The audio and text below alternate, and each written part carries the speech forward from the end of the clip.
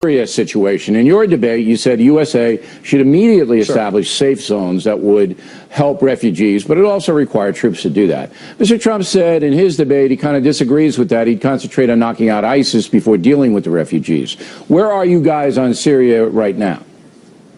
Well, you bet. We talked about it the next morning, and frankly, Martha Raddatz just mischaracterized my position. I mean, what I said in the debate was that Donald Trump and my position is that to deal with the crisis in Aleppo, where you've got hundreds of thousands of people in harm's way, including 100,000 kids, that you've got to establish safe zones with the international community. That's been Donald Trump's position long-standing. I did say that to secure those safe zones that we should be prepared to use military force if necessary to allow the people to evacuate Aleppo and to get to those safe areas. The way she presented it, it was as though she, I think, she conflated that with broader military action against the Assad regime. And that's not been Donald Trump's position. I don't understand, and this is just an aside, why you guys don't do the NATO option and have NATO establish these safe zones rather than the USA carrying the whole thing. Well, I think there can be. I think there's already a framework for international community to come together around safe zones. But what Donald Trump said is,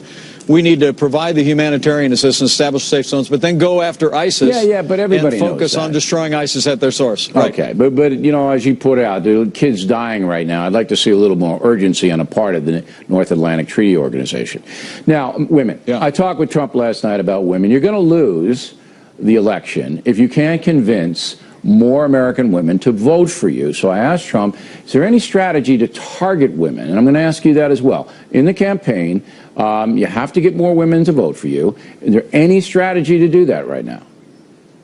Well, I think the strategy is just the message, Bill. I really do believe. I just finished up a rally here in Virginia, and you see the enormous crowds that come out for Donald Trump. There's women and men who are responding to his call that we've got to rebuild the military, we've got to stand tall in the world stage.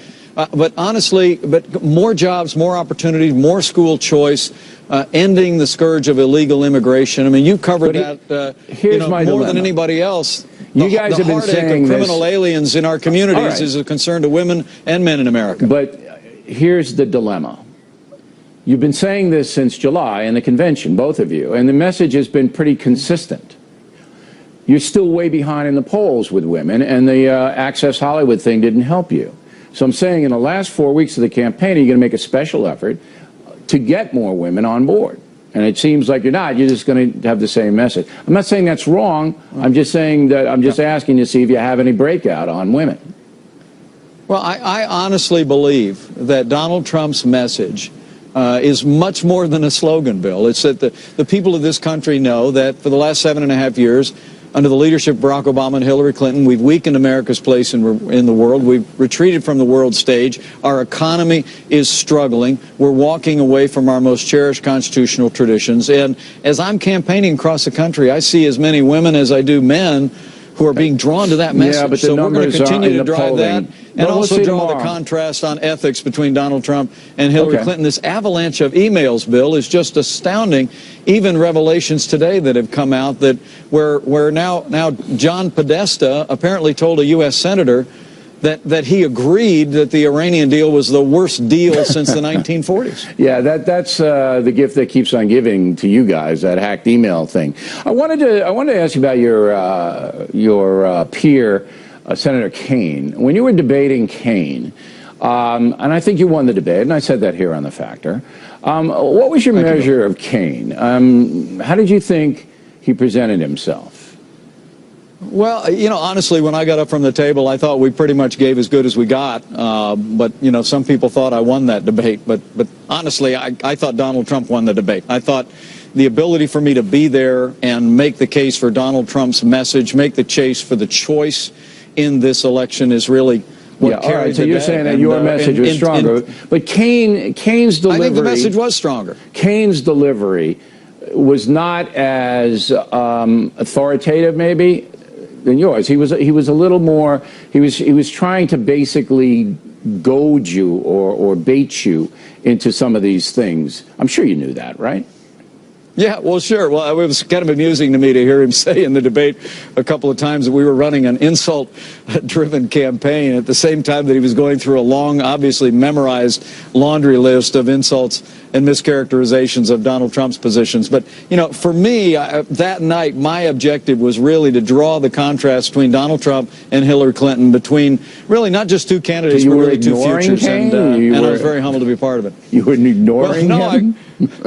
No, it was hard to ignore him after he interrupted me 72 times, but, you know, yeah, he beat you by 30, wasn't it? Debate like 71 to 40. You got him 40 times. All right, now. Yeah, I wasn't counting, but I'll tell you, I thought it was a good, vigorous debate, and if we came away with people understanding how clear a choice this is. It is a clear choice. To have had the opportunity. To be honest, and you know I always am, I mean, you're 7 points behind nationally. And tomorrow we'll tell the tale on the polling this week, because the new polls will come out reflecting the Access Hollywood thing and the debate. Yeah, but so Bill, you're 7 down. Bill, I got to tell you something. Honestly and truly.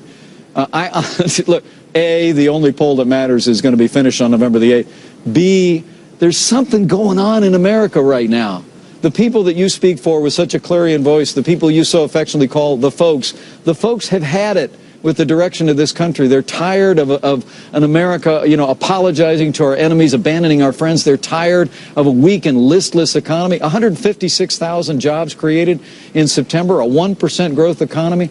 People know we can do better. Yeah, well, the polls show that too. I got to tell you, this is a movement of the American people, and I wouldn't be the least bit surprised that what you saw happen in the primaries, where Donald Trump ended up overperforming the polling in state after state, didn't come